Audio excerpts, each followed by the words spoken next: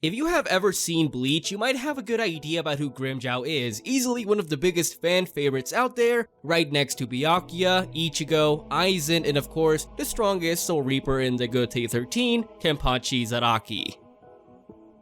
Although the Bleach manga ended multiple years ago, Grimmjow and many other characters have seen a lot of popularity recently, and I mean Grimmjow has even been revealed to be a DLC character in Jump Force, which is pretty cool I guess, but who really plays Jump Force anymore, right? No, but for real, even though Grimmjow didn't see too much of a role in the last arc of Bleach, I mean he did help against the Quincy's a little bit, he did not really get too much action in comparison to the earlier arcs. However, due to Can't Fear Your Own World, which is a novel continuation that is set several months after the 1000-Year Blood War arc, Grimmjow has seemed to have gotten a lot more powerful than ever before, and this raises the question about how powerful he is, and if he is still worthy of being Ichigo's main rival, because clearly Renji just gave up on that, I don't know why, but anyways. In this video, we're gonna be analyzing Grimmjow's overall power growth, his feats, and seeing how he stacks up in comparison to other characters in the Bleach universe. So without further ado, let's go ahead and jump in. Oh, and just in a really quick note here, if you want to see more Bleach content from me, or content from me in general that involves like Marvel or DC Comics or Dragon Ball or SCP, then I would really consider subscribing, you know, it really helps out a lot, I would really appreciate it. And if you're into Marvel Comics, I have done a Sentry and a Thanos video recently, which, you know, you should check out. But anyways, let's go ahead and dive in. In the beginning, like many other Espada, Grimmjow was originally an Adhucha who looked like a panther, and his mission was to go around Hueco Mundo and to eat and consume as many hollows as possible in order to obtain higher levels of power and eventually a higher stage of evolution. He eventually came across a lot of other Adhuchas who had basically given up. They're like, look man, we really cannot go any further than this. We've been eating for a long time and we still haven't evolved. However, you are, seem to be destined to reach even higher levels, so just eat us, bro. So Grimmjow is looking at him and he's like, item down. Eventually, Grimmjow was found by Aizen-sama, and through the use of the Hogyoku, he was turned into an Espada, the 6th one to be exact. And although he wasn't the strongest one nor the weakest one, he was still a force to be reckoned with, and he quickly showcased that he was not to be messed with, and eventually he would become the biggest rival to Ichigo. Honestly though, like the first time that I read the Bleach manga and then watched the Bleach anime and just heard like Grimmjow's maniacal laugh, I was like, yeah, this guy gives me a vibe of a maniac, and he showcased it pretty well because he just didn't care who he fought against. Even if he was gonna die, he was like, I don't care man, I just want to fight a strong opponent, and if I can, I will kill them. After Grimmjow believed that Ulquiorra had failed to kill off Ichigo, Grimmjow decided to take the matters into his own hands, so he went with his Fracción to Earth and was trying to kill off Ichigo and his friends. As soon as he appeared, Grimmjow gave this atmosphere that somebody was gonna get really badly hurt if not even die. And I'm really sorry Renji, but it seems that Grimmjow was the first one to pierce Rukia. Huh? Get it guys? Okay, I'll stop. But no, for real, Grimmjow was a damn sadistic machine that Ichigo was immediately taking out his Bankai and he was still getting slapped around. I mean, Grimmjow was literally bullying him for his lunch money, just punching him around the city with his bare fist and dancing around. You know, he's really fancy like that, and even a Getsuga Tensho was not enough to bring him down. Grimmjow was simply grinning and he was like, wow, you're actually really powerful. Now I really want to kill you now. But unfortunately, Kanemetosen blue-balled this battle, and he was like, nah bro, we gotta dip. Aizen's pretty concerned about this, and I'm pretty mad at you. And if it wasn't for that, Ichigo would have been very badly killed, and the series would have ended right then and there. But the point is that Grimmjow gave a really damn good first impression, and that would not be the last time that he faced off against Ichigo. As punishment for attacking without Aizen-sama's permission, Grimmjow was simply put into timeout. Psych! His fucking arm got cut off, and thank God that it wasn't his right arm, am I right guys? One would think that this insane punishment was going to make Grimmjow, repent or anything like that, but he was like, I don't really care, man. Just the next time that I see that bastard Ichigo, I'm gonna make sure that I kill him the next time around. But obviously the plot armor is way too strong, but he tried very, very damn hard. Eventually the second battle came around and the stakes had never been higher because Ichigo during this point in time was able to better understand and control his Hollow Mask transformation, which definitely gave him an advantage in the first half of the battle.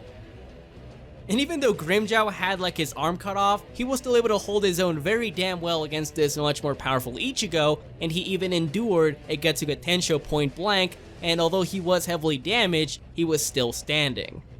And once again, their battle did get interrupted, and it wouldn't be until their third battle in Hueco Mundo in which their scores would finally be settled.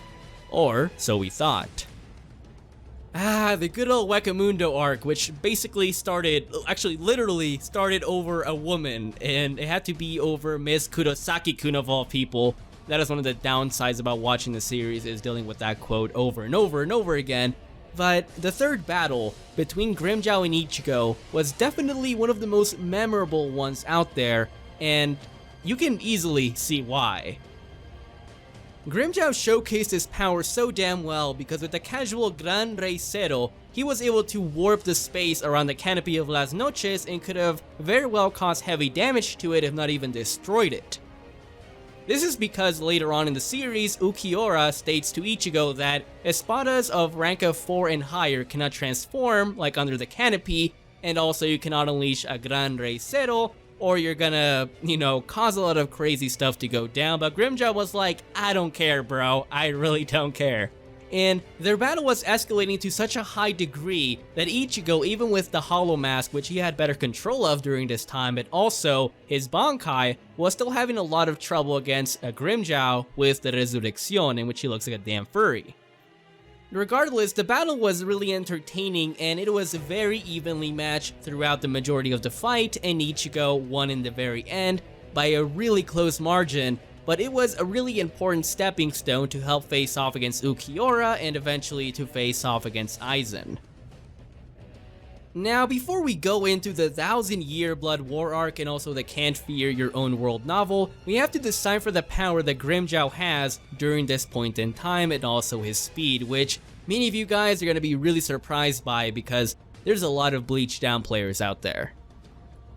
If you have seen my previous videos such as the Kenpachi one or the Ukiura one, you might have a good idea that Las Noches can easily be scaled to being like small country size, if not far, far larger.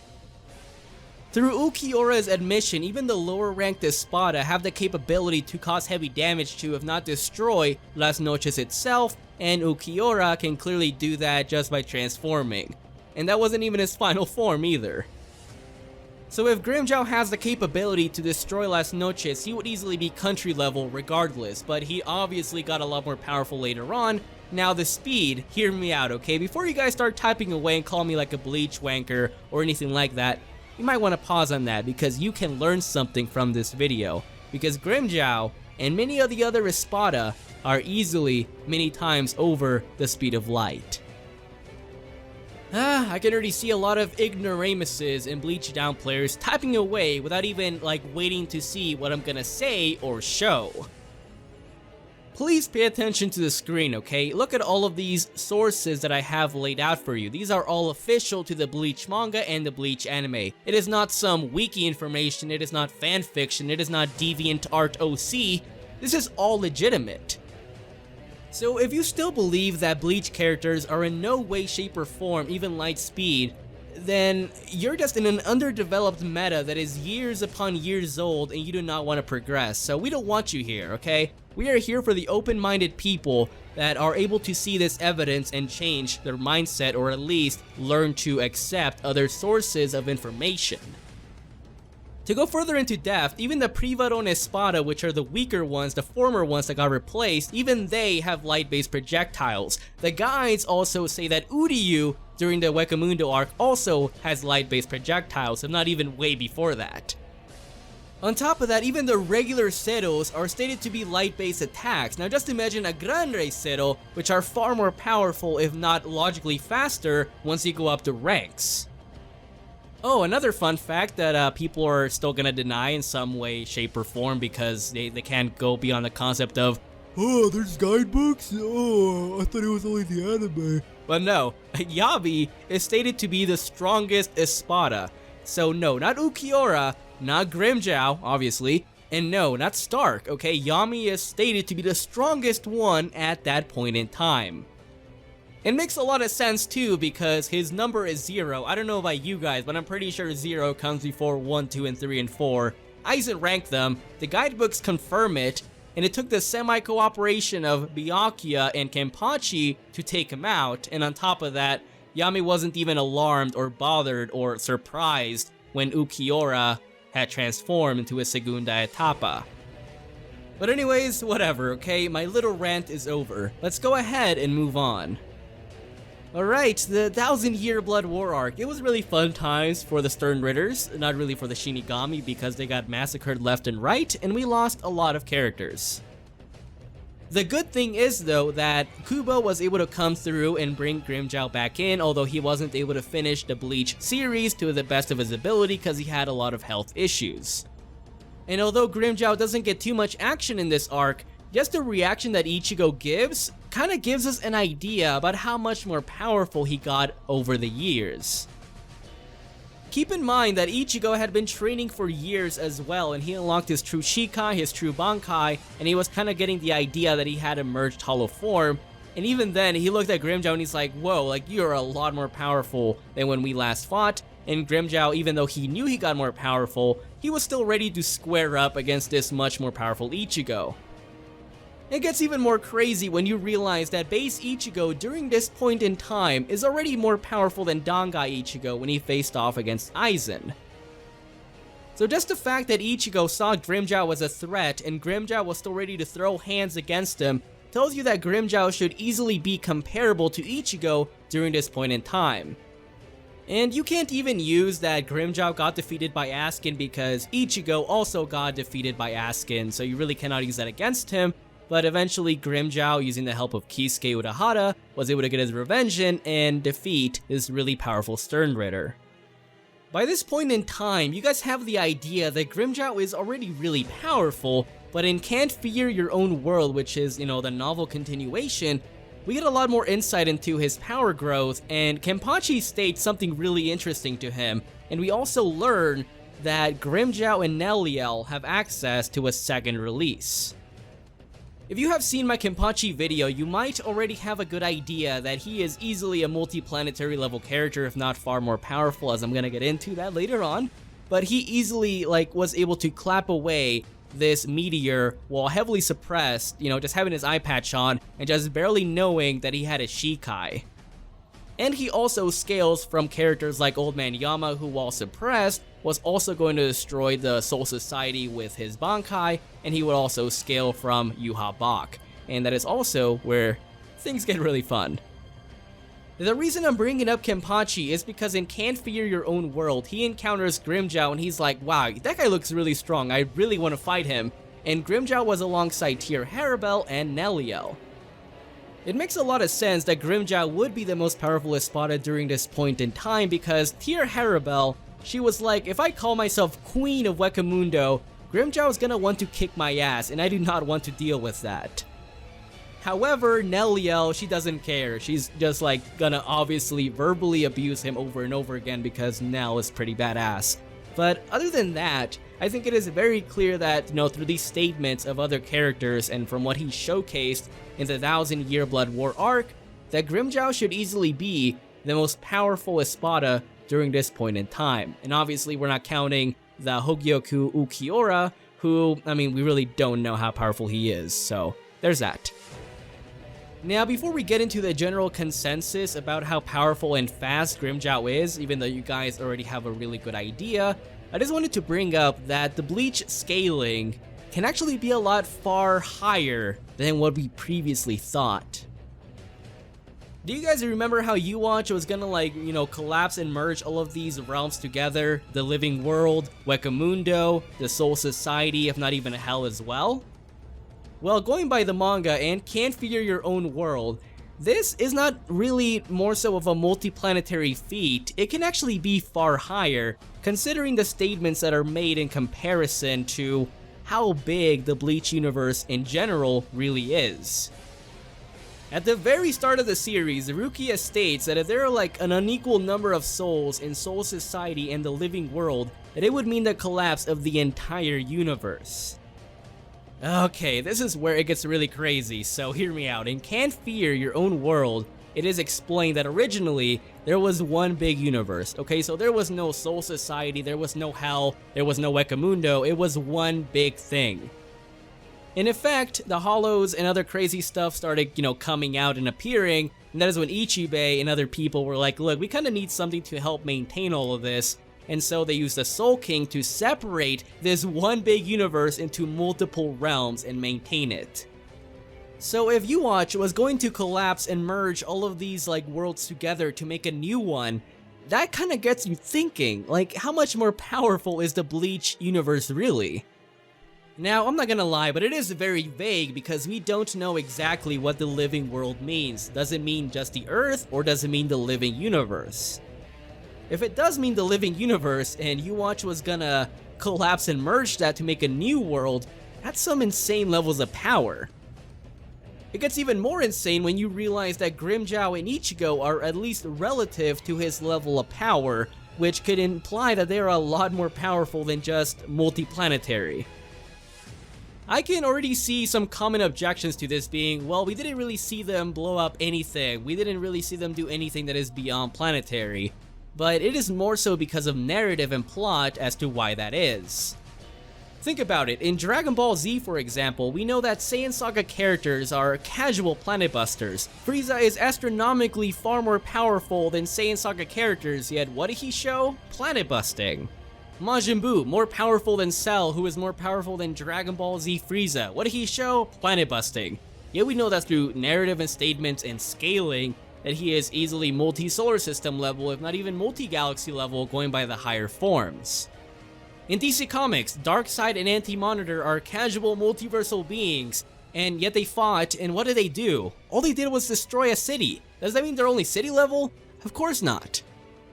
I'm not here to claim that Grimmjow is like a galaxy level character, although potentially it is in conversation. I just want you guys to know that this new information kind of gives us an insight that the Bleach scaling is a lot more complicated than we thought. Down the line though, I will be diving deeper into this to try to give you guys a more conclusive answer if Watch truly is like a multiversal level being, or if he is only like multiplanetary. Because in the long run, this changes the scaling so much for Grimmjow and Kenpachi and stuff like that. I mean, just galaxy level, think about it.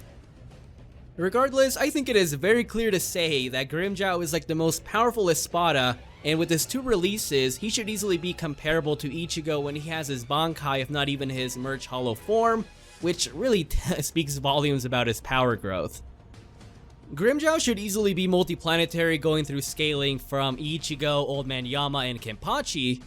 He should easily be many times faster than light. You can easily get into being like thousands of times the speed of light, going through calc stacking and the resurrección. And it makes a lot of sense because even like Soul Society and Hueco Mundo Arc characters are confirmed to be like, light speed, and obviously Grimmjow was far more powerful than many of them. I will be putting one of the calculations in the description below, so if you want to check it out, it will be right there. In another important announcement, my boy Clyde has made a really damn good video on ranking the Espada, so if you want to check it out, I would highly recommend it. He worked really hard on it. But other than that, thank you guys so much for watching, and I'll catch you thotties next time. Peace out.